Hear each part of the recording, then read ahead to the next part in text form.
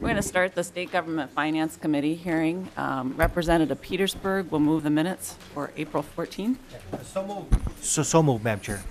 Members, questions for the minutes for April 14th? Seeing none, all those in favor of the April 14th committee meeting minutes, please say aye. Aye. Those opposed? The minutes are adopted. Members, we are going to be going over the DE6 amendment, which you'll be able to find in your packet. And this will be amended to House File 495. We also have an author's technical amendment in the packet too, if you can find that. That's the A8 amendment. I just want to tack that on now just so we get the bill in the order that we need it to be.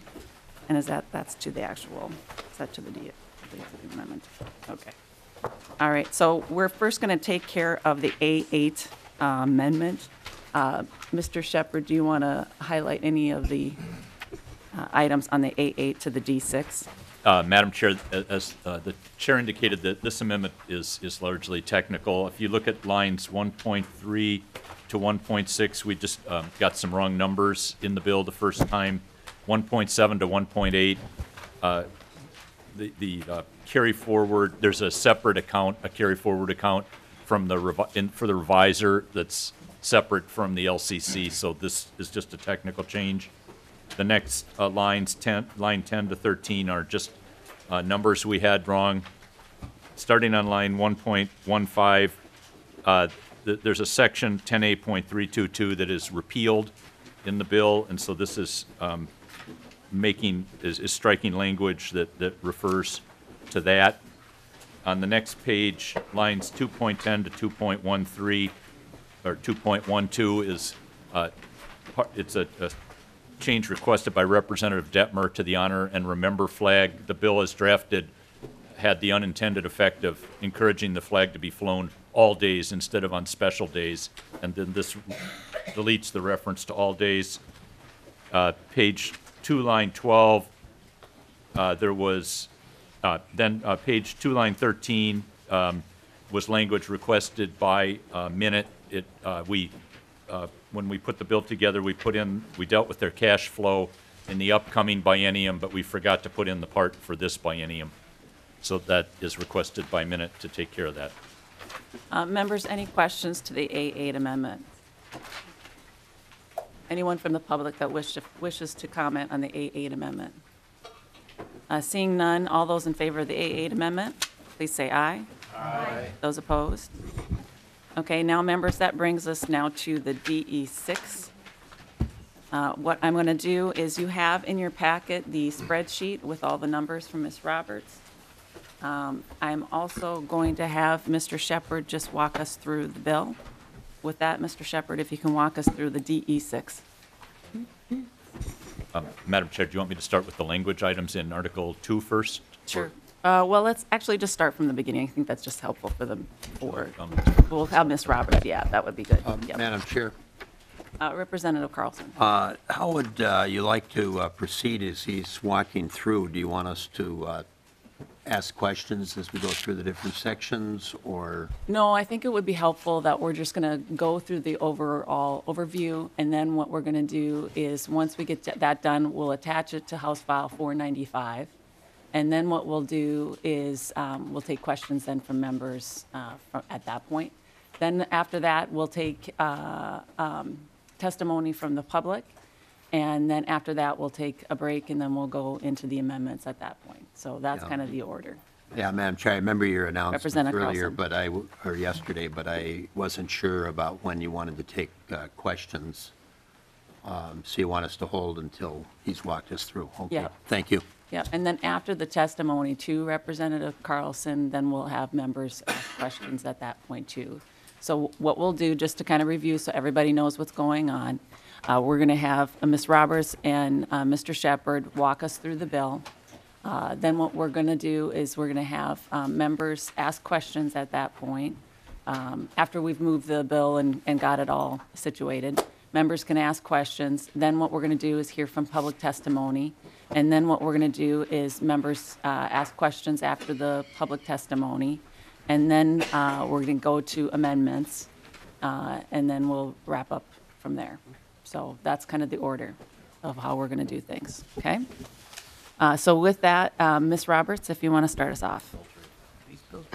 Madam Chair, members, I'm going to start walking through the spreadsheet. One thing I'd like to note is just for ease of readability, I've hidden some of the columns that you have seen on earlier versions of the spreadsheet because it just made the type too small for me to see. And just so you know, those are all available on our website, so you can have access to them and see them at that point. But I begged with Ms. Roberts that we have something that's a little easier to read. So, Ms. Roberts. Starting on page 1, you'll see the funding recommended for the legislature itself. The Senate is recommended at $43 million for the biennium. This is a reduction of $2.3 million from the base. There's also a one-time reduction of $1.7 million from the Senate carry-forward account. For the House, the recommended funding for the biennium is $57.9 million. This is a reduction of $3 million from the base. And again, on line 25, you'll see a one-time reduction of $3.9 million from the House carry-forward account. Moving on to page 2, you'll see the summary for the LCC.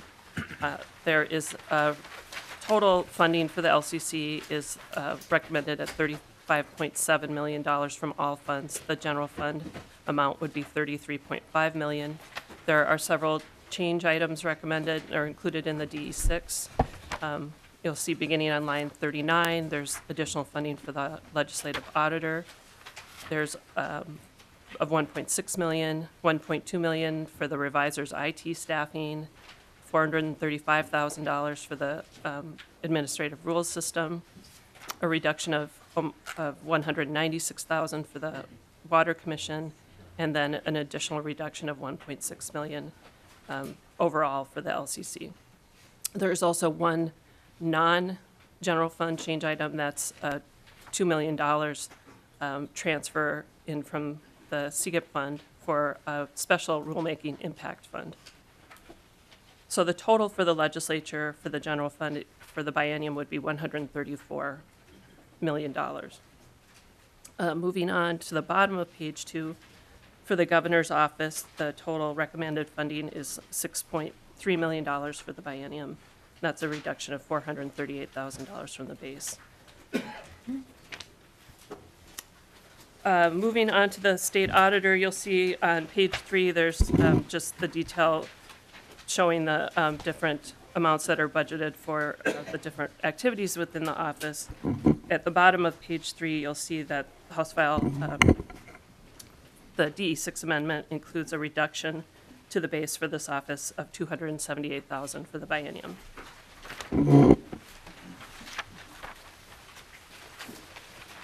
So moving on to page 4, you'll then see at the top the total recommended general fund spending for the state auditor is $3.9 million, and I should just remind members that the majority of the funding for this office is handled through the Audit Enterprise Fund. So those are the statutory appropriations you see beginning on line 126. For the Attorney General, at the bottom of page 4, you'll see here a base reduction of $2.9 million for the biennium. And that's the change for the Attorney General from base. So the total general fund spending for the Attorney General would be $41.4 million from the general fund. On page 5, the funding for the Secretary of State's office. The total recommended funding for this office is $12.4 million for the biennium. That includes a base reduction of $866,000.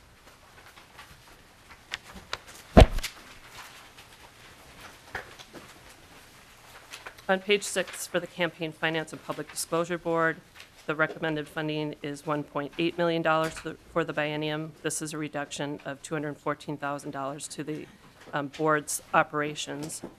On lines 201 through 205, you'll see that the DE6 eliminates the public subsidy program. So that's a general fund savings of $2.8 million for the biennium. For the investment board, the recommended funding from the general fund is $278,000. That's base level funding. For the Office of Administrative Hearings, there are a couple change items recommended for this office on line 227, or 228, excuse me. There's the additional $12,000 for the data practice hearing costs, and then below that on 229, $100,000 for the biennium for the campaign violations hearing costs. So the total general fund for the Office of Administrative Hearings would be $754,000 for the biennium.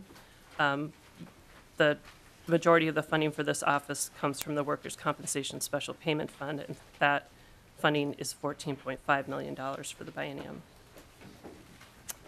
Moving on to minute services, the funding in the DE6 amendment is $4.86 million from the general fund. And again, this is an office that is largely funded through charges to other agencies. So the general fund portion is a small portion of their overall budget. Moving on to Department of Administration. I'm just going to highlight the change items. I think you'll see, again, because of the variety of activities in this department, there's a lot of detail here, but I will highlight the changes.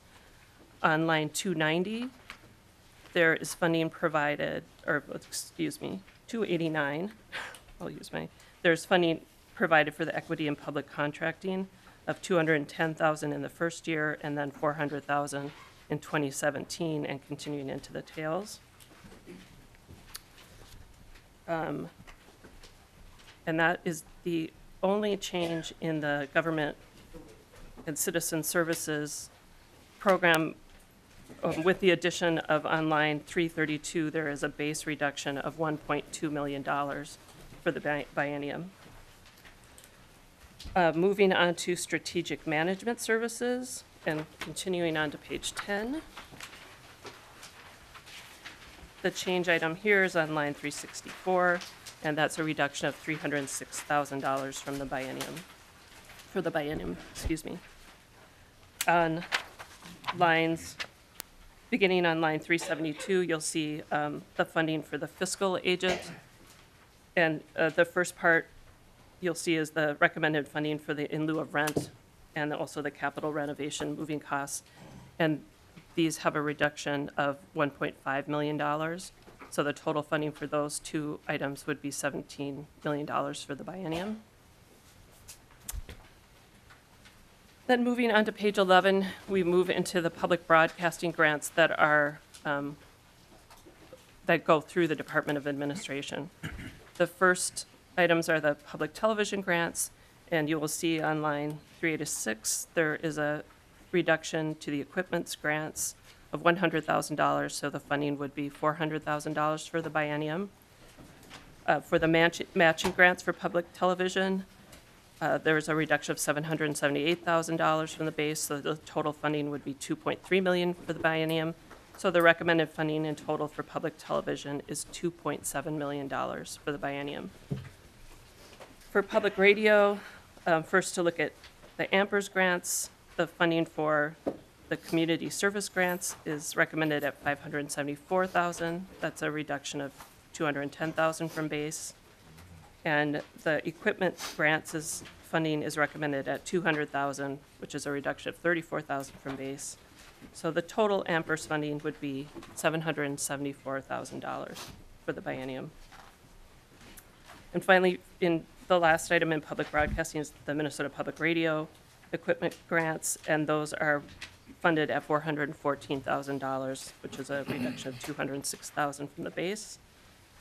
So the total funding for all the public broadcasting grants would be $3.9 million for the biennium.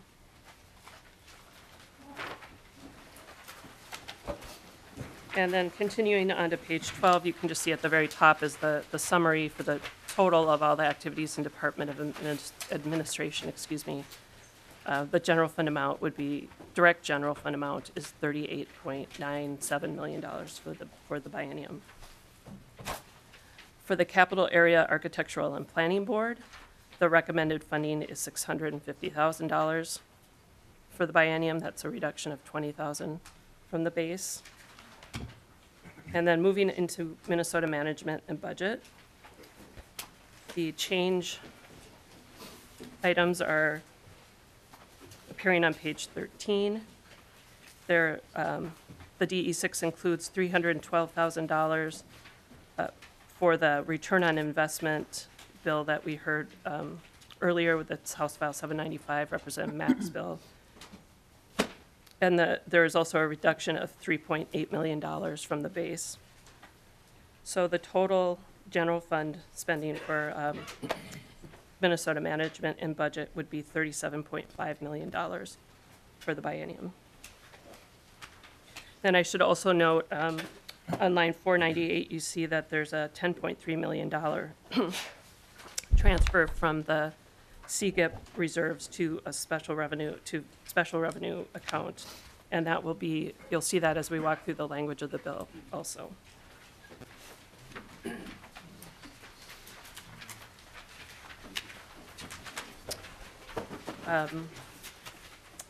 Moving on to page 14, at the top of the page, you just see the summary of the direct general fund appropriation for MMB, and then also the accounting for the various open general fund items that we need to account for within our bill. For Department of Revenue, the change is noted on page 15. If you see on line 558, there is a reduction of $1.8 million for the biennium. So the total funding for Department of Revenue is on page 16. The general fund total is on line 584. The total funding would be $271.8 million for the biennium from the general fund. They also have some appropriations from 3 other funds, so their total all funds spending is $280.3 million. For the Gambling Control Board, the Gambling Control Board is funded through the Special Revenue Fund from fees, and the funding in the DE6 the DE6 amendment is at the base level funding of $7.9 million for that board. On line 606, you'll see the requirement to put in, there's a requirement in law for the governor to recommend a statutory cap on the state lottery expenses, and that amount is $31 million. And then at the bottom of page 16, you'll see the change for the Minnesota Racing Commission. Again, this commission is not funded through the general fund, but through the Special Revenue Fund. And there is a change on line 612 for the Class C license change, and that's an increase in revenue that's then included in the appropriation to the Racing Commission. On page 17, for the Minnesota Amateur Sports Commission, on line 624, you'll see there's a base reduction of $26,000 for the biennium, so the total funding is $506,000. For the councils, for the 4 ethnic councils, there's a change that occurs for all of them, where for the fiscal year 16 and 17 biennium only, the funding is moved to a new special revenue account that is funded through the transfers from the CGIP reserve, and then some funding from the remaining amounts that would be in the campaign finance fund once the public subsidy program is eliminated, and then a small amount from the PEEP appropriation in MMB that is canceled. So that's why I just wanted to make that clear, that if you looked at a general fund summary spreadsheet, it might look like the councils were not receiving any funding in this biennium, but it's being changed for this biennium to a special revenue account. So for the Black Minnesotans Council, the funding would be $784,000 for the biennium. For the Chicano Latino Affairs Council, the funding is $750,000 for the biennium. For the Asian Pacific Council, it's $708,000 for the biennium, and then for the Minnesota Indian Affairs Council, it's $1.1 million for the biennium. Moving on to the Historical Society at the bottom of page 18, There are two change items on this page. You can see there's $750,000 each year provided for digital preservation, and then $75,000 for history education.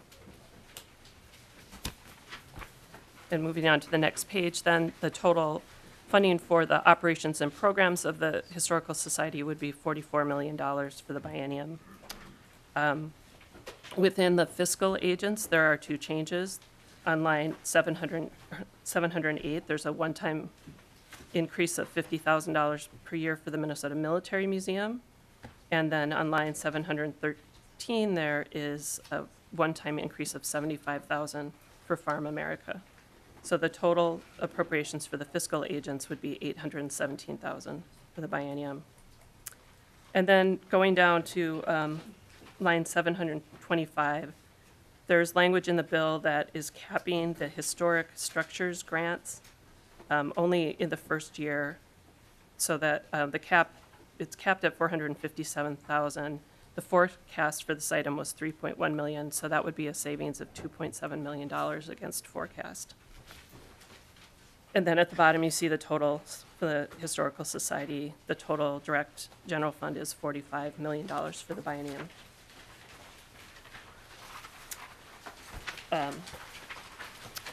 For the State Arts Board, on page 20, the recommended funding is $15 million for the biennium, and this is base level funding with no changes. Moving on to page 21, for the Humanities Center, there are several change items beginning on 768. Representative Erdahl's bill, which we heard yesterday, there's a $198,000 operating increase to the Humanities Center. On line 769, there is $500,000 provided for a grant to the Minnesota Council on Economic Education. On line 770, $500,000 for the biennium for the Healthy Eating Here at Home program. And then on line 771, $250,000 is provided for the Everyone Wins reading program. So the total funding for the Humanities Center is $1.95 million for the biennium. Moving on to the boards, the Board of Accountancy, recommended funding is $1.2 million. This includes a $10,000 one-time increase for House File 744, that's Representative Gunther's bill. For the Board of Architectural Engineering, et cetera, the recommended funding is $1.5 million for the biennium, and for the Board of Cosmetologist Examiners, the recommended funding is $2.7 million for the biennium. Continuing on to page 22, for the Board of Barber Examiners, the DE6 includes funding of $634,000 for the biennium. For the Human Rights Department, the recommended funding is $7 million for the biennium. This includes two change items, a base reduction of $596,000, and then $160,000 for an office in St. Cloud. Moving on to the contingent accounts, there's a change here on line 835. The base is reduced by $250,000, so that there would be $250,000 from the general fund for the contingent accounts. The tort claims at the bottom remains at $322,000, which is base funding. Moving on to page 23, you'll see the various retirement fund. For Minnesota, the Minnesota State Retirement System, which is the funding that's provided to the pre-1997 legislators and constitutional retirement plan, is $15.5 million for the biennium. On lines 855, you'll see that the DE6 includes a reduction for this biennium only from the forecasted aid for the Minneapolis Pension Retirement, or MRF, part of PERA, and so that reduction is $18 million each year for funding of $6 million per year. Again, for this biennium only, that change is effective. Moving on to TRA, on line 867, the total state aid is $59.7 million.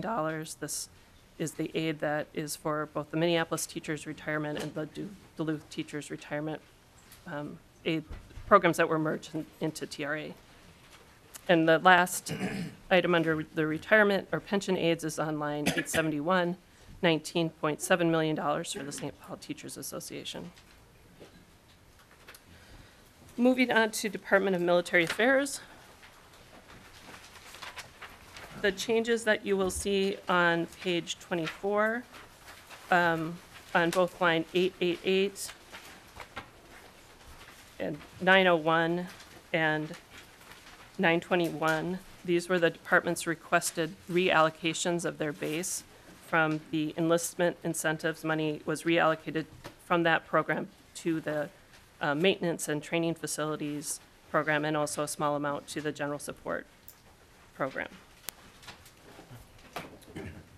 And then the other change item for military affairs appears on page 25. There's a one-time carry-forward cancellation from the enlistment incentives carry-forward account of $1.1 million. And the language in the bill notes that this is directed for the Minnesota Military Museum increase and also for the Department of Veterans Affairs healthcare increase. Moving on to Department of Veterans Affairs, at the bottom of page 25, the first program is Veterans Programs and Services. The funding for this program is $32.5 million for the biennium, and that is the base level funding. And then moving on to Veterans Healthcare, which starts at the bottom of page 26, continues on to 27. There are two change items here on line 1008. There are $1 million from the general fund for the repair and betterment funding that was requested. And then on line 1012, you'll see there is $6.1 million provided for the compensation increase for the veterans healthcare piece, and this is funded from a transfer from the CGIP reserves. So the total funding for the Department of Veterans Affairs for direct appropriations is $132.6 million. And that's all funds. At the bottom of page 27, you'll see the totals by fund. The total for the general fund of direct appropriations on line 1035 is $903 million for the biennium. And the final reconciliation of the bill on the last page, you'll see on the changes in the direct general fund revenues. The change that's tracked in this amendment is on line 1053. There's a $6,000 revenue impact from House File 1470. And then below that, you'll see details on the non-general fund revenue changes. And so finally, at the very bottom of the page, the total general fund spending, including direct appropriations, cancellations, and open appropriations, is $902.6 million for the biennium. Okay, Mr. Shepherd? Madam Chair and members, I'm going to work from the language of the DE6 itself, and I'll go through the sections in Article 2, starting at the bottom of page 20. And there is a detailed bill summary in your packets, so I will go over these at a fairly high level now, and then I'd be happy to try to respond to any questions you might have. So starting on the bottom of page 20, Section 1 is the districting principles bill that the committee heard earlier in the session. And Section 1 continues all the way over to page 22. Sections 2 and 3 relate to the Legislative Commission on Metropolitan Government. They require the commission to meet at least once a year and to make recommendations on the budget for the Metropolitan Council. Starting on page 23, and about the next 4 or 5 pages relate to the role of the legislative auditor in preparing fiscal notes and revenue estimates and local impact notes. And this assigns the auditor a role to do work in this area. That is sections 4, 5, and 6. On page 26, section 7 is the county audit bill that was the original House File 495 that allows counties to have their audits performed by private CPA firms. The next cluster of sections relates to something Ms. Roberts referred to earlier, the repeal of the public subsidy program, and there's a number of sections, both in the text of the bill and in the repealer, that relate to this issue. So starting on page 27, sections 8 through 12, on page 30, all relate to that issue. They're amending statutes that refer to that program or to the state elections campaign account. Beginning on page 30, sections 13 through section 22 on page 37 is the administrative rulemaking bill, House File 1261, that Representative Crecia has presented. So all of those sections are from that bill. On page 37, section 23 is the bill that Representative Lane presented to the committee relating to the ethnic councils, and that section continues on through page 41. And Mr. Shepherd, parts of that is in later in the bill as well. Thank you, Madam Chair. Yes, that there are other parts of that later in the bill. So on page 41, the next cluster of sections, 24 through 42, deal with Minnesota management and budget.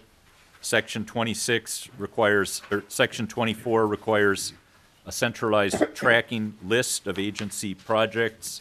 Section 25 allows prepayments for information technology hosting services.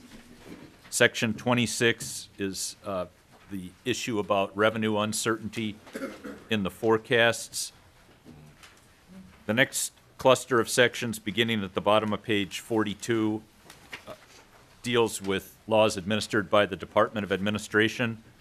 Section 27 requires notice to legislative committee chairs of change items and cost increases in construction projects. Section 28 on page 44 requires the commissioner to provide, this is the SMART program for small agency services. Sections 29 to 31 deal with the Office of Grant Management, providing that the jurisdiction would extend to capital project grants to political subdivisions, clarifying that they would monitor grants made by the Commerce Department, and providing grounds for termination of grants.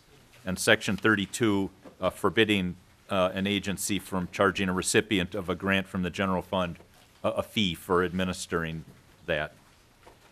The next cluster of sections relates to the purchasing procurement function of the Department of Administration. Section 33 requires the commissioner, when the commissioner has delegated authority to other persons outside of the agency, to audit that authority and to develop guidelines to protect state legal interests. Sections 34 and 35 relate to purchasing from businesses owned by veterans. These were things that, some of them, I believe, were in House File 141, some were in the governor's bill. The next cluster of sections, starting on page 47, section 36, continuing on for several pages, relates to laws governing the Office of Minute Services. These are from Representative Nash's bill on this topic, and that is section 36, continuing all the way to page 55 through section 41.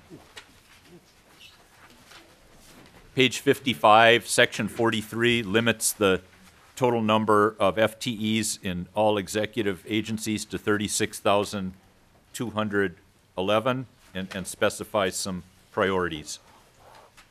The next section deals with MNsure.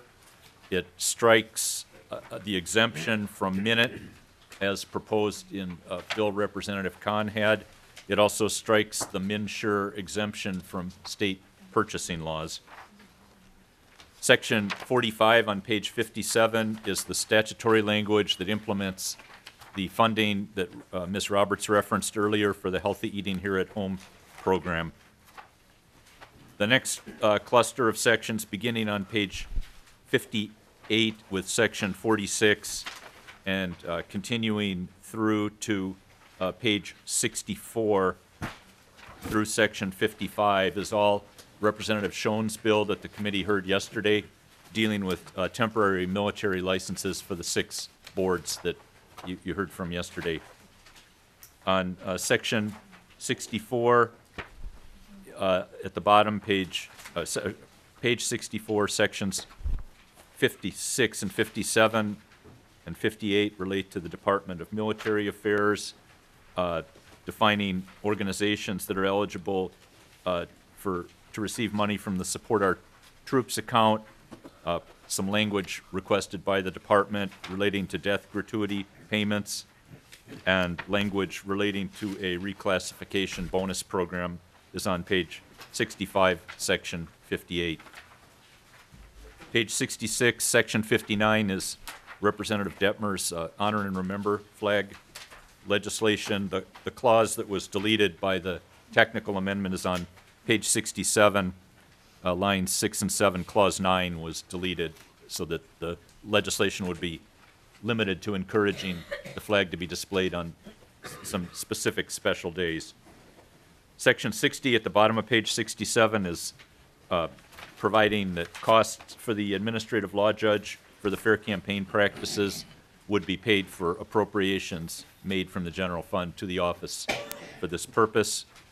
The next cluster of sections, sections 61 going all the way through section 80 on page 78 is all from Representative Lunen's Racing Commission bill. So this is all the language that the committee heard earlier in House File 1793. Section 81 and continuing on is from House File 1470. This was the Secretary of State's bill that the committee heard earlier relating to a number of their business service functions.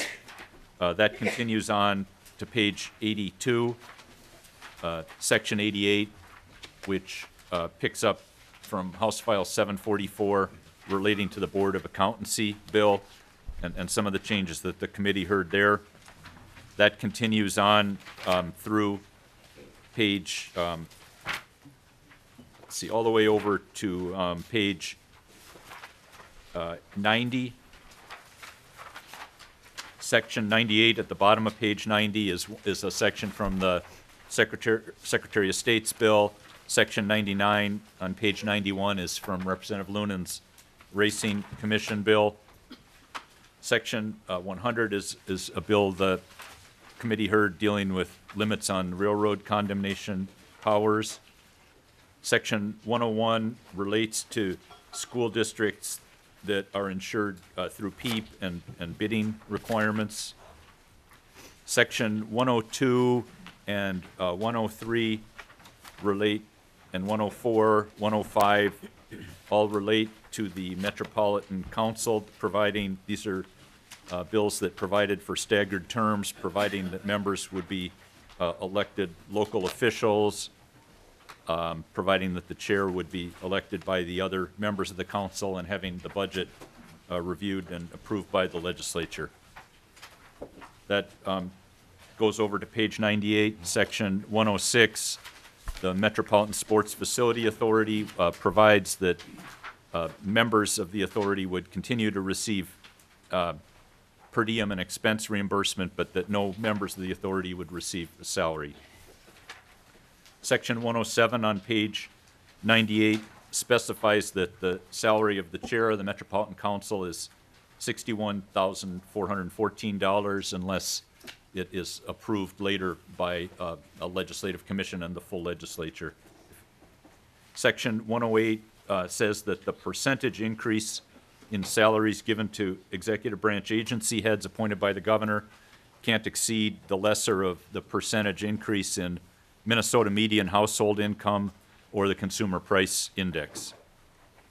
Page 99, Section 109 is Representative Scott's House File 437, Legislative Commission on Surrogacy. Section 110, on the bottom of page 100, provides that during the upcoming biennium, an employee in the managerial plan can't receive a percentage increase in salary exceeding the percentage increase in the amount appropriated for veterans' health care. Section 111 limits agency expenditures on advertising in the upcoming biennium to 90% of the amount from the current biennium.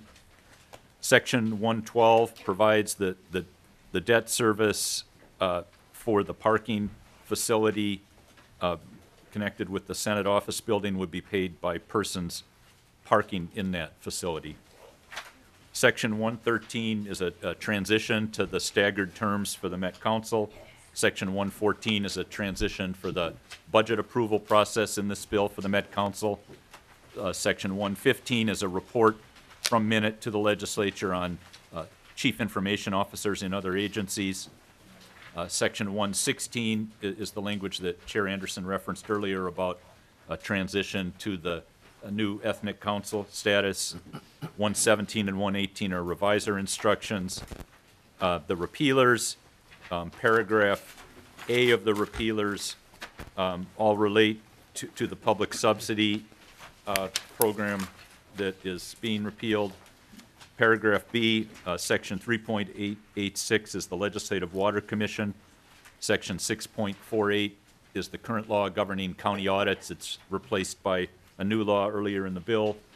349A07 is lottery vendor contracts, and 375.23 is the bill Representative Van Zelt's presented yesterday on the county overseers.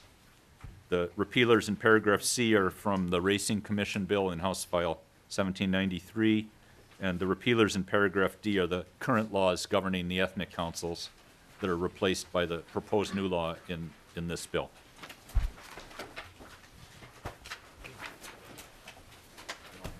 Okay. Members, with that, are there questions to the DE6 amendment? Representative Johnson. Thank you, Madam Chair. A question for Ms. Roberts.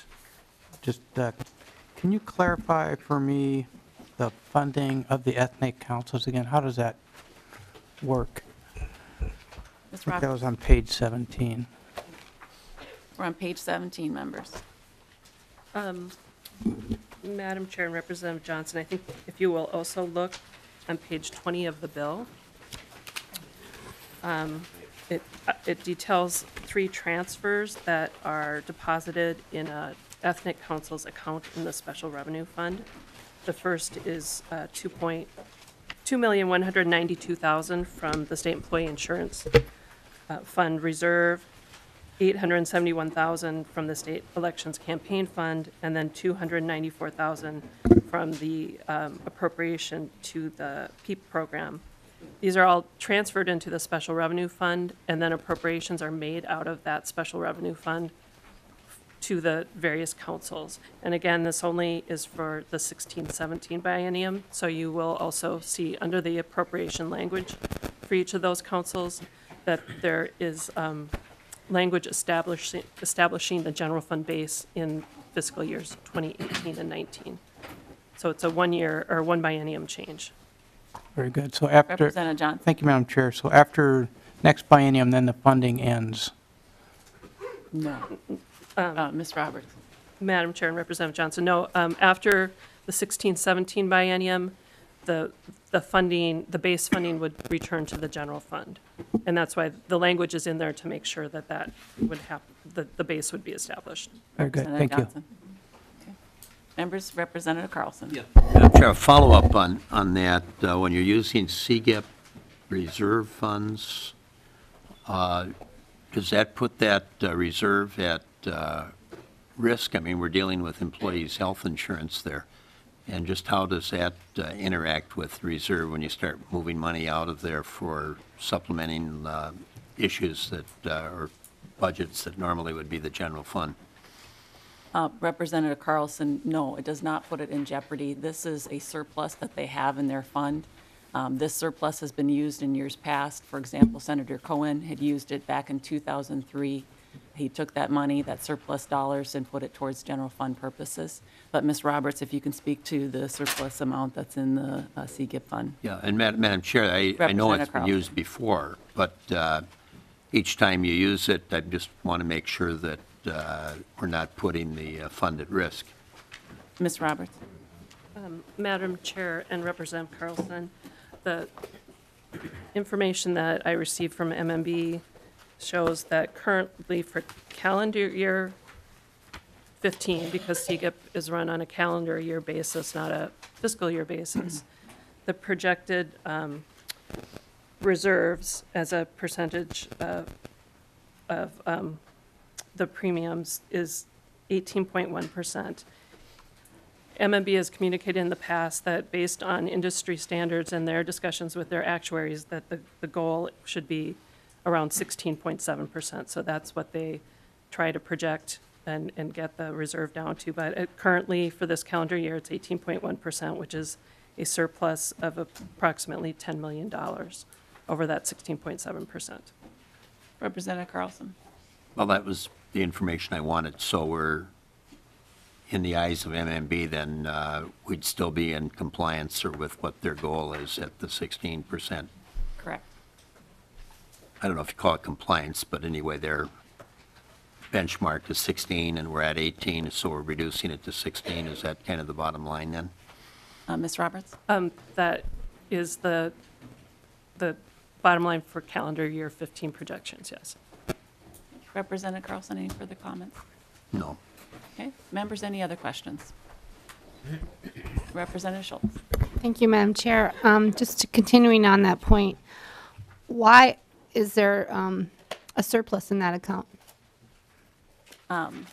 That's a good question that we could ask CGIP too when they come down to talk about that. But Ms. Roberts, do you want to comment to that? Madam Chair, and yeah, I would like Defer to MMB CGIP. to And, yeah, discuss that. Yeah. yep, sounds good. That's, When we get to, I assume that MMB will probably testify at some point. So let's make sure that you get your question asked for them for that piece. One Ms. more follow-up. Representative Schultz? Thank you, Madam Chair. So the contributions are made by employees, and the state must contribute, but that's part of the compensation package. So I guess I'd be concerned about using money that employees, their compensation, and we really should just reduce the premiums. That's how many other large employers, they don't borrow money from that funds or use those funds for other things. It stays within the benefit program. Representative Johnson? Thank you, Madam Chair. I had a question about carry forward for the Senate and the House. Can you give me some context and what that actually means or what that does? Ms. Roberts? Madam Chair and members, the legislature has the authority to carry forward money between bienniums, which is different than state agencies. So what the proposal or what the bill does is it cancels approximately 80% of the carry forward amounts that are currently in those accounts for the House, the Senate, and the LCC, including the reviser. Representative Johnson? Thank you, Madam Chair. That's it. Members, any other questions?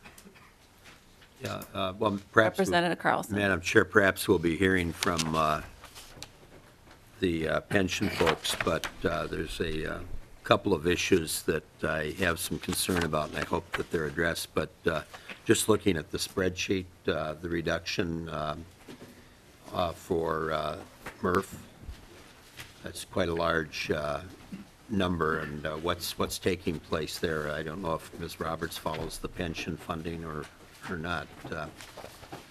But if I recall, I was just looking for it on the spreadsheet. I think it was a reduction of 39. Well, Representative Carlson, so I serve on the Pension Commission, and last week Representative Thiessen offered an amendment that was reflective of an actuarial report that was done for MRF. And in the actuarial report, it shows that the fund needs $37 million. So Representative Thiessen offered an amendment that changed the allocation between the state and the employer to reflect the new $37 million benchmark. And so what our bill does is it recognizes that it's 37 million, not the 51 million that's needed. And then what we do is we change the state's amount that is part of it. This does not impact what the employer share is. Their share remains the same. We're just reducing the state's share. And then that is reflective of the 37 million that's needed. Madam Chair, if I'm following you, then you're reducing it by, what was it, 39 million? And No.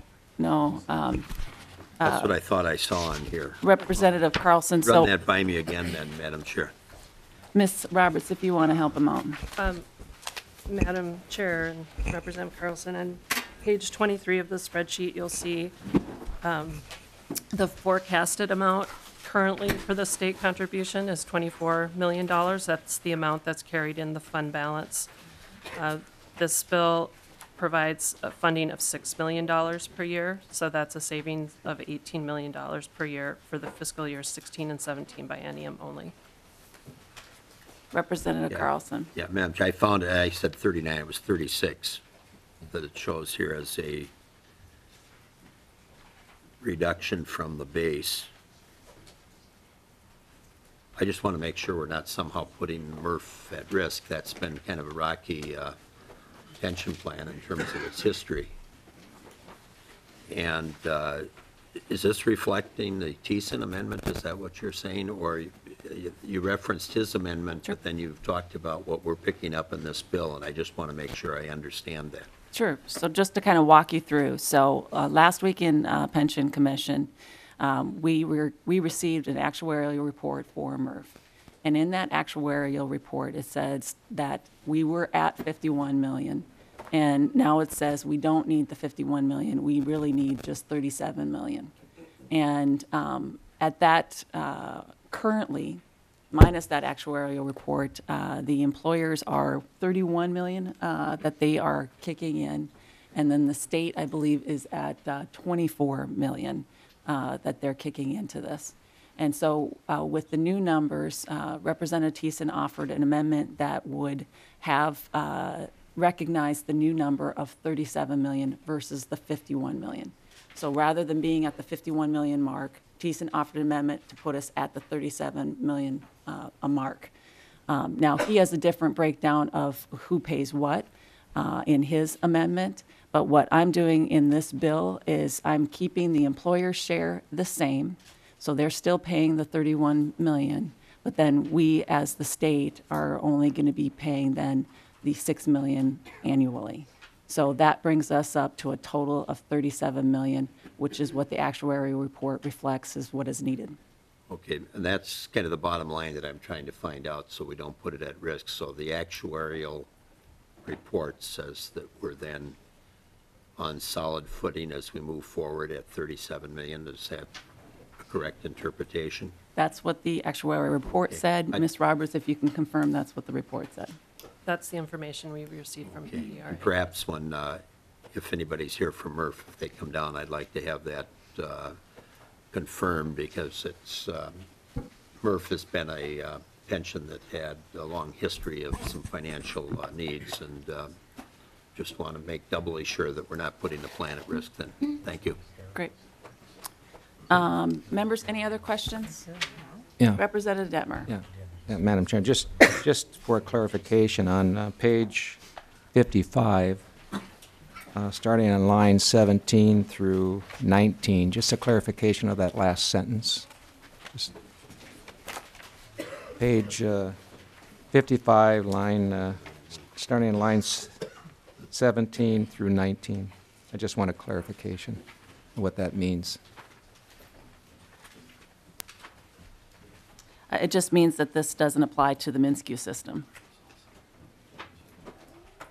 But it doesn't, Representative Detmer. does, Madam Chair, does it also include TRA? Beg your Does pardon? does it include TRA? On this, yes. Okay, Okay. Yeah, yes, it does. okay, okay. Members, any other questions? With that, I think what we are going to do is just take a 5-minute recess, and then from there, we are going to be hearing from testifiers that have signed up, and then we'll open it up to anybody else that wishes to speak to the bill. So with that, we're in a 5-minute recess.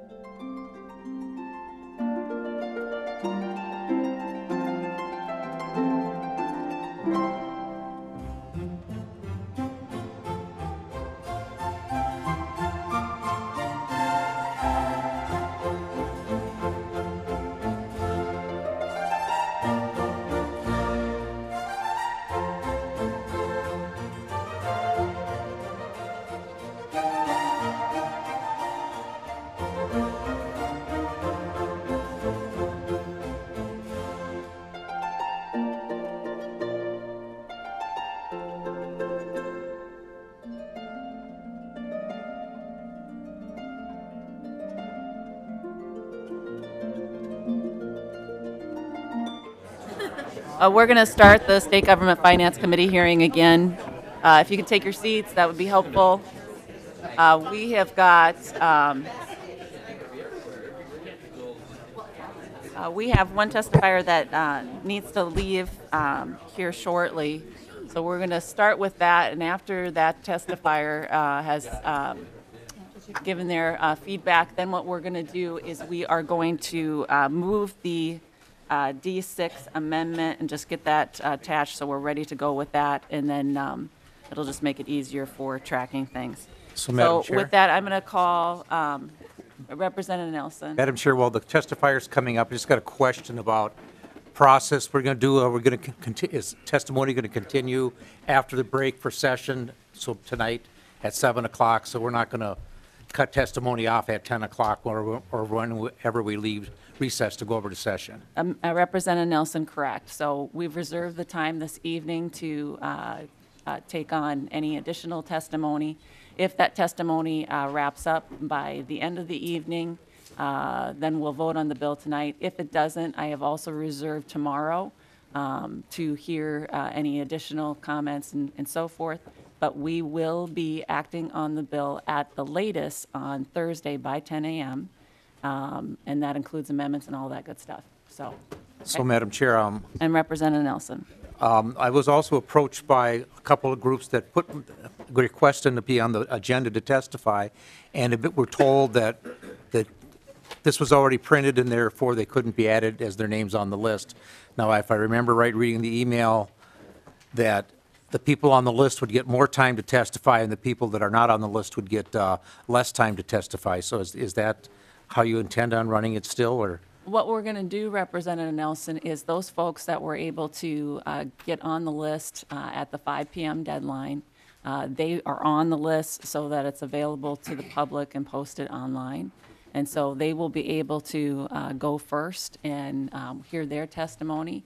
And then after that, I will do like I've done for every other bill. I'll say, is there anyone else wishing to testify? And I announced that earlier. I don't know if you heard that. So if there's anybody else that wants to testify at that point, they will be able to testify. But just so you know, at the end of the day, we will be voting on this bill on Thursday morning. By our deadline, we have to be out of the committee room at 10 a.m. on Thursday morning. So amendments, all that good stuff, that will be done so that we can vote on the final product at 10 a.m. Thank you. Yep. So with that, Miss Bobby Cordano. Hi there.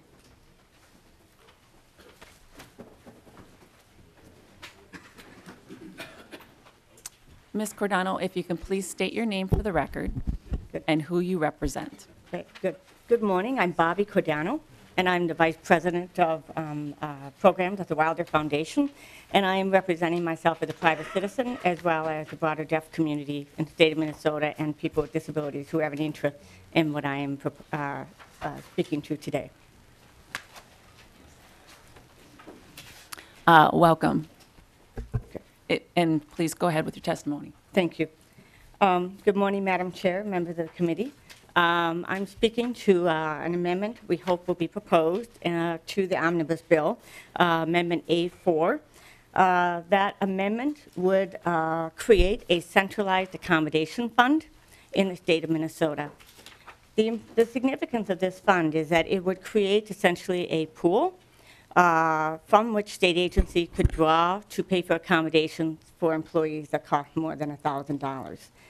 Why is this fund needed? I'll give you a little bit of history. I was recruited to the state of Minnesota 20 years ago to be an attorney for the state.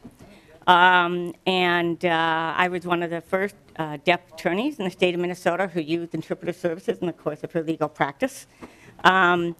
When we have centralized funds, which have become the practice, standard practice in the private sector and in many parts of the public sector, the Minnesota Supreme Court uses that. I was part of the effort to change the system in the court system where we have a centralized accommodation fund for interpreters. And at the University of Minnesota, we expanded the practice there that all of the colleges contributed to a centralized fund for accommodation for all students, people in the public, and employees who had disabilities so that we could relieve the pressure from hiring managers to have to wonder if I have to choose between two candidates, one person who doesn't have a disability and one who does, and worrying about how will I pay for accommodation, I'm going to pick A. And what we'd like to do and what I'm supporting, encouraging you all to do is to accept this amendment so that we can relieve hiring managers in the state of Minnesota from that pressure of wondering how will accommodations be covered. This is the best practice across the private sector and parts of the public sector. And it would not, as the amendment is written now, it would not increase spending. It is a fund to which all state agencies would contribute, creating a pool of a sort that they could use to draw down on to pay for accommodation for employees who have disabilities. Okay. All right, thank you, Ms. Cordano. Members, are there any questions? Okay. Seeing none, I appreciate you coming, and thank you for your time. Good, thank you very much. Members, I neglected to do the DE6 amendment, so we're going to get that, so the bill's in its order. So I'm going to move the DE6 amendment to House File 495. And this is just to get things in the order that we need it to be. All those in favor of the DE6 amendment, please say aye. Aye. Those opposed? Okay, so we've got that in order, and what we're going to do is continue on with the testimony. And just part of the reason why we ask that folks give us a notice of that their interest in testifying is we have to do time management here. And so if you are interested in testifying, if you can let Adam Seidel, my committee administrator, know, that will just give us a better idea how to manage all the testimony throughout this time period too. So you can just give a note to, I think what we'll do is we'll ask the pages to just have a little sign-up sheet if you can do that. And so you can go to Kevin, our page over there, and if you want to sign up right there, then he can feed that to our committee administrator, Adam Seidel, and that will just help us for an overall time management perspective. With that, I'm going to have Allied Charities come down.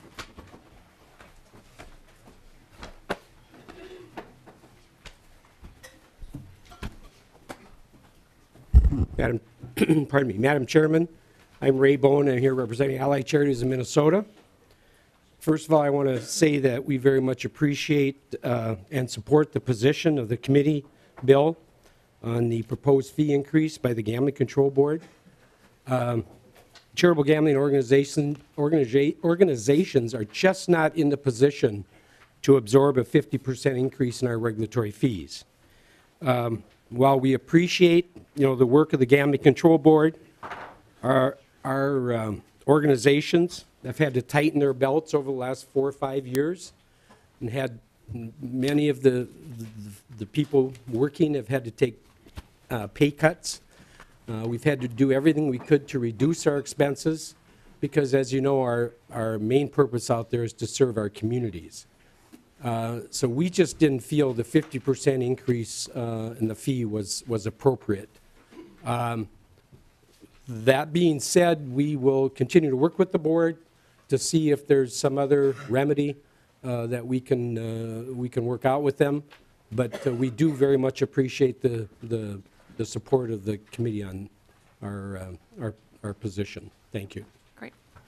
All right, I'm also going to have Hector Garcia from the Chicano Latino Affairs Council.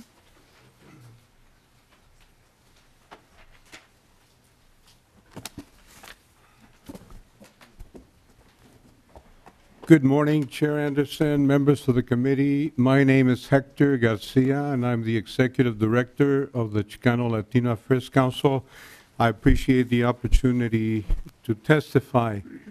And we have recommended to Representative Nelson that he introduce an amendment to the section of the omnibus bill that refers to the minority councils by deleting that section and recommending that a commission and a task force be formed so that we can discuss broadly and in depth, as Representative Nash has brought up in the past. I think there are great intentions, but great intentions have paved the way to the disparities that Minnesota experiences today. And I think we need to find a way to resolve those disparities once and for all. I don't think it'll be by supporting more legislation, more funding, or more programs that are ineffective. And so the focus of CLAC has been since 2011 and 2012, when the news of the U.S. Department of Education ranking Minnesota dead last in Latino graduation rates in the country and dead last in Latino achievement gap vis-a-vis the majority community. So we have been recommending change. We welcome the change. In 2011, it was CLAC. I personally recommended to Jim Nobles that something be done about the statute because it was a formula for failure. And I also talked with the Sunset Commission and various legislators, letting them know the same thing. And one of them asked me, why do we have a Latino Affairs Council? We don't have a Norwegian or a German council. I said it's very simple, the disparities. So in my mind, that statute needs to state very clearly that the purpose of my council is to contribute to the reduction of disparities, and that's what we have dedicated our efforts to over the last 4 years. And I think we have made huge progress, which I would like to share with all of you whenever you have the time to allow me to speak with you for about a half an hour and present a PowerPoint which was presented to the Senate Republican caucus in February. In 2013, there was a state senator of Minnesota who published an op-ed in the Star Tribune quoting the figure of 250,000, which was the U.S. Census of 2000 count for Latinos in Minnesota, saying that none of us paid taxes, that we were all undocumented, that none of us spoke English, that we had brought prostitution, drugs, and crime to Minnesota. I immediately drafted an op-ed countering with facts every one of those accusations, which are totally false. So as you can well imagine, if a state senator writes something like that and the largest paper in the state publishes it, we are dealing with a huge amount of ignorance about my community. So it's untenable to try and address a problem as huge as we're facing with lack of information. We are supposed to inform, advise, and report, but we need to be listened to in order for that information, advice, and recommendations to be implemented. We don't have the resources to implement them. Knowing that we dedicated 25% of our budget for salaries to Rochester because we realized that Rochester does listen to CLAC. And we are able to spend two hours, 1 hour and a half, with Mayor Brady, with Gary Smith, the head of economic development, with Miller, the head of the Chamber of Commerce, with the university, with the colleges, with the school system, with the community, and we have been able, through collaboration, which in my mind is the only way in which we will resolve the disparities. There is no other way. We are no longer an exception to the fine performance of Minnesota. Our demographic growth makes it impossible to solve the disparities if you do not engage the minority communities. And so our amendment proposes that there be a collaborative, thoughtful approach where people sit down and discuss at length with all the information, with all the alternatives before them, and include the community, because even though the community has a different cultural, historical, language background, they need to be engaged, and that is the purpose of our council. We cannot have our community members separated from the staff working under the executive branch while we work under the legislative branch. That does not make any sense. And so I would highly recommend that you consider seriously Representative Nelson's amendment, and I will be available for any questions you wish to ask me. Thank you very much for this opportunity. Thank you, Mr. Garcia. If we could have the Arts Board, Sue Jens, come down.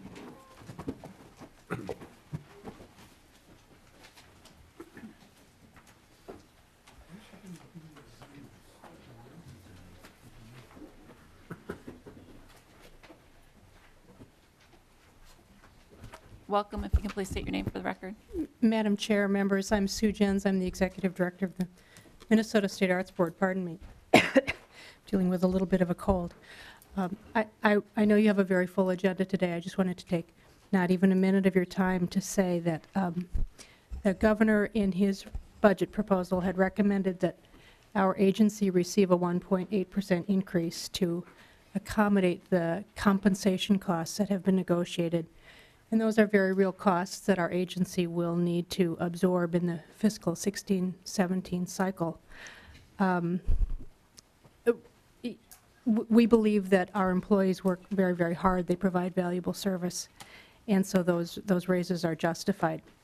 That said, we understand that this committee had a very difficult target and that it is facing some important choices about which reductions that it will make. And so based on that, I simply had said to the chair yesterday and wanted to extend to all of you that we appreciate you keeping us level at base funding for the 16-17 cycle. At this point, I don't know how we will absorb what will actually be a cut to us because of the raises that we will be giving. But we do appreciate that as a very, very small agency that you're trying to minimize the challenges that we will be facing in the next cycle. Thank you Ms. very Jens. much. Thank you. We have minutes. Commissioner, if you want to come forward.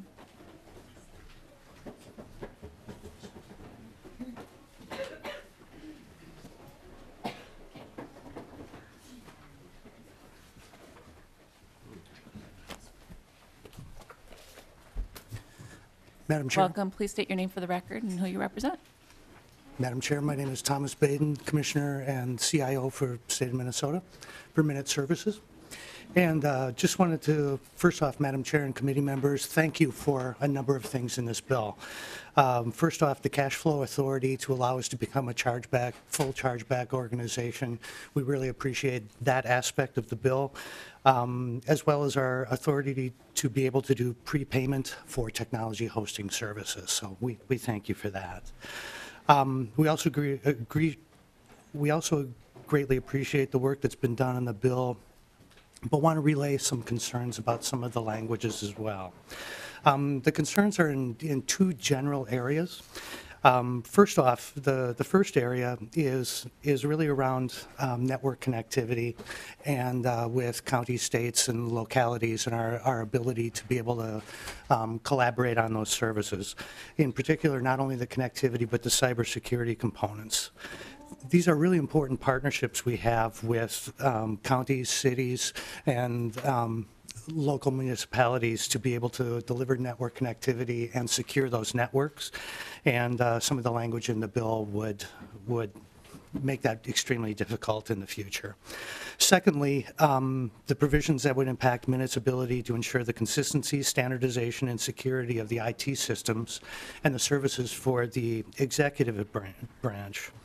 Yesterday afternoon, we discussed those concerns with Representative Nash, and thank you for taking that time yesterday, sir, who was the original author of the provisions. He expressed, and we were thankful for this, some openness to amending these provisions, and working to develop those changes for review.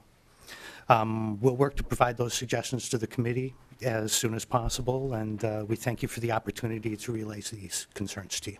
Thank you, Commissioner. Appreciate that. Thank you, sir. Okay, members, we are going to hear from the Minnesota Council of Economic Education.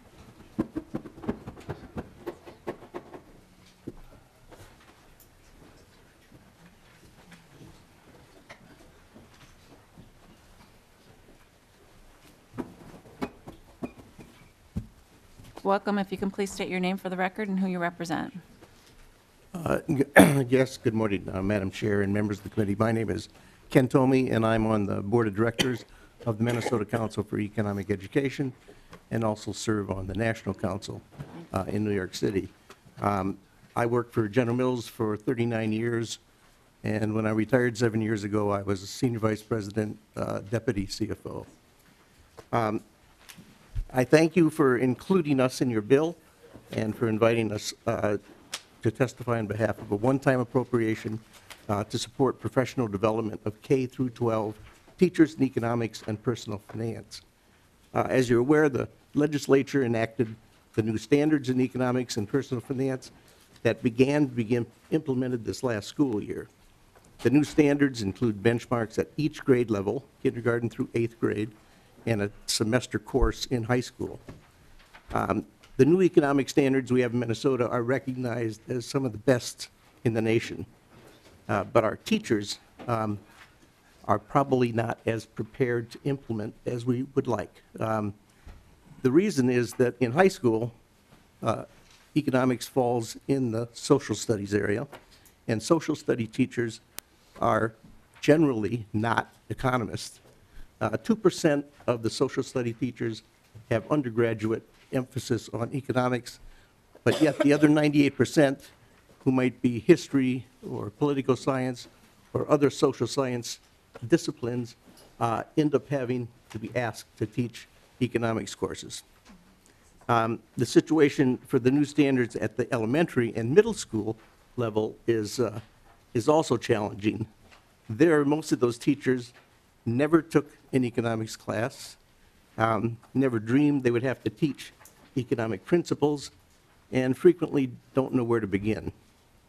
The Minnesota Council on Economic Education is a nonprofit agency with the mission of preparing Minnesotans to function effectively in a complex global economy. MCEE has chosen the professional development of K-12 teachers as its primary model. So it's a teach-the-teacher model. For over 50 years, MCEE has provided professional development for teachers in economics and more recently in personal finance. These MCE workshops focus not only on providing an understanding of the content area, but also address the pedagogy of instruction in economics and personal finance. And moreover, the MCE provides lessons that are effective, engaging, relevant, and easy to implement, and all aligned with our state academic standards and differentiated by grade level. MCE is uniquely qualified and experienced to do this work, and frankly, no other organization is. And I'll add that at MCE, we don't just teach abstract ideas that never get used. The idea is to teach critical thinking skills that have to be drawn on in adult life.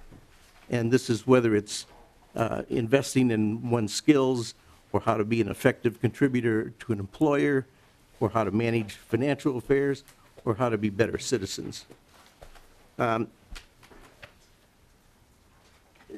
Before, teachers who wanted to take advantage of these professional development opportunities would have to come, for the most part, to the Twin Cities and have face-to-face courses and workshops. And this sometimes was a very big barrier, particularly for those in greater Minnesota. To make its services more accessible by more teachers and for more teachers, MCE proposes to develop a number of online courses specifically targeted at the needs of Minnesota teachers. They'll be aligned with the new standards and include the instruction in the pedagogy and provide effective lessons. With this one-time appropriation, MCE will develop a Master Teachers Corps also, which is something that the teachers have asked for so that they can have that face-to-face contact with someone who has already done the teaching of economics. I'd also like to make a comment from the perspective of the business community. MCE is supported by donations from businesses, foundations, and individuals to carry out its work. Most of the larger corporations in the state, including General Mills, 3M, Cargill, have been big supporters of the work that MCE does, and they recognize the value of a workforce and citizenry that's familiar with the principles of economics that guide effective decision-making, whether it's on the job or in the community or in the home. So with this one-time appropriation, we can build out, MCE can build out this infrastructure, and these other contributors and companies will support the implementation so that we don't need further state funding. Thank you for consideration for this appropriation. Thank you. And you have a friend there with you? Yes. My name is Adam Rushmeyer. I'm a economics teacher and government teacher in Melrose at Melrose Area High School. And Madam Chair, I appreciate the invitation to come and give all the committee members an opportunity to see a real-life teacher who Mr. Tomey just explained to you. I was that teacher that got into teaching. I was going to be a history teacher. That was my passion, and I had no interest or background in teaching economics. I had one undergrad survey course in economics in my undergrad prep, and then the teacher who taught economics in our school left. And it came to me to be the guy to step up to the plate. And since then, in the last 8 years, I've taken 4 separate intensive week-long courses through MCEE that's allowed me to earn several graduate credits, actually. And more importantly, these experiences have introduced me to a network of other teachers across the state that were in my boat. And the result of these workshops has been more than just several binders inches thick of materials that I use in my classroom. In my economics class, we use almost exclusively MCEE materials. I don't use a textbook, and because of the efforts of MCEE over the past few years, I don't have to rely on a textbook to help me meet state standards. And I would say 2 statements that if my principal is watching, I'll have to beg for forgiveness. But one of them is that I've learned more education pedagogy through MCE in the last 8 years than I did in my entire undergrad education prep. And furthermore, I would add that I've probably learned more pedagogy through MCE than I have through my district staff development opportunities that have really spilled over into my other classes. We, right now in my economics classes, are engaged in what's called the Global Food Challenge. It's a 30 to 40 page research project that my students dread upon hearing that I'm going to ask them to do, but when they complete it, they almost all agree that that's exactly the kind of thing that we needed to get some practice for kind of college level writing and thinking. And as Mr. Tomey said previously, for me to take part of MCE's efforts, I drove down to St. Paul to take the summer workshops, and I was an exception to be able to do that. The plan of the council is to build more online offerings, offer more outstate workshops, hybrid kinds of approaches that would really expand MCE's reach. And I just wanted to share my story with everyone on the committee, and just to let you know that MCE's efforts have helped me reach about 1,000 students in Melrose and introduce them to an economic way of thinking that is much stronger and more developed because of MCE's efforts than would have been the case without their efforts. And I really do believe that these students are better thinkers and better decision makers because of it. And I also believe that it would not have happened but for the efforts of MCE, and I wanted the community to hear my story, and I appreciate the invitation to share my story with everybody. So thank you. Great, thank you. Representative Carlson, Madam we'll Chair. make this our last one. You just wanted to ask a quick question. My field is social studies, and I did teach a fair amount of economics through the years and had many more courses than the one. So my question is, was your major simply history? Was that the issue? And I'll just relate a very quick story. When I was deciding on majors, mine was going to be political science, and my advisor said, Lynn, why don't you broaden that major to a social studies major, and you'll be more marketable, was his point. Which really meant then being prepared to teach several social studies areas, including economics. I also, by disclosure, happened to have had a business major because that's where I started. So I had really economics coming in from 2 different directions. So I might be a little unique in that area. But basically my question was, your problem was that you had just a history major like I was gearing toward a political science major? Yes. Not that it would have helped here, but. Right. Mr. Madam Rushmeyer. Chair, Representative Carlson, that's exactly right. I was a social science major and a minor in secondary ed, and my concentration within that major was history. And as part of my coursework in my undergraduate studies, my requirements were one intro-level economics class. And when I fulfilled that requirement, I was prepared to teach economics, except I discovered that I wasn't. But yes, very similar experience. I was just curious what the actual major was, but thank you. Sure. Representative Schwartz. Thank you, Madam Chair. I'm very grateful that this bill made it into the omnibus bill. I'm very familiar with the council. Professor Kurt Anderson, I don't know if you had him, but very esteemed member, driver of this program. This is one of the best councils in the country. And the students that are trained by the teachers who are trained win national awards almost every year in New York City, so we should be very proud of it. Unfortunately, the University of Minnesota Duluth, because of decrease in state funding over time, we lost our Center for Economic Education that Kurt Anderson led, and he, upon his retirement, that center ceased to exist. So if there's any way that we can get that center back, because the folks who train the teachers are the professors of economics, and we've lost a really vital center at UMD. Representative Khan. Well, I didn't take any economics, got my first introductory course as a graduate student in public policy. And one of the things, as I was, kind of dealing with this for the first time, seemed it was infinitely easier if you could use